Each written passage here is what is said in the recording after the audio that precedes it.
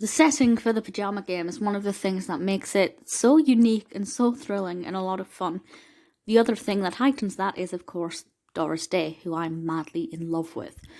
This film was released in 1957, and it's written and directed by George Abbott and Stanley Donen, and also has a screenplay by Richard Bissell, and stars, as I said, Doris Day, as well as John Raitt, Carol Haney, and Eddie Foy Jr., one of the 7 little Foys.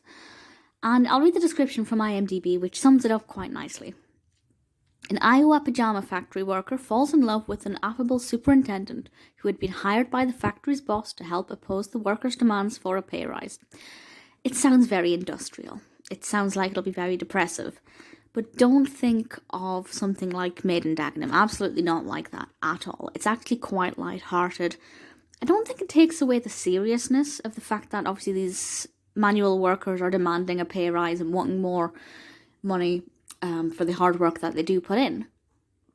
But it is mostly a comedy, a musical comedy at that as well. It's Doris Day, of course it is.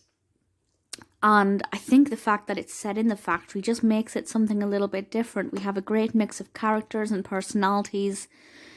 I've never seen a film set in a pajama factory, so I have to give it credit. That also means it has some pretty interesting costumes when we get to see the pajamas. I think the poster for it has Doris Day and I think heart pajamas, absolutely adorable. The relationship between Doris Day's character, Babe Williams, and this quote-unquote superintendent is interesting enough. I don't think the relationship is that predictable. I think it works well, certainly with John Raitt. They work well on screen. But in terms of it being the main focus, I'm not that interested. I don't really mind their relationship. I was never thinking, oh, this has to work, this has to fail. I kind of didn't have an opinion either way. And I guess being neutral is a lot better than not liking it. The music is, well, it's good, but it's not memorable for me. There wasn't anything about any of the songs in this that I thought were particularly captivating or very interesting. It's good, it's a fun musical, but it's not one that's going to ever take place in my heart as one of my all-time favourite musicals. I'd quite like to see it on stage, but I think the mise-en-scène in this film was pretty glorious. The set design is just fabulous. Costumes are great. Doris Day's performance is brilliant. The fact that it's set in a pajama factory just makes it so much more unique.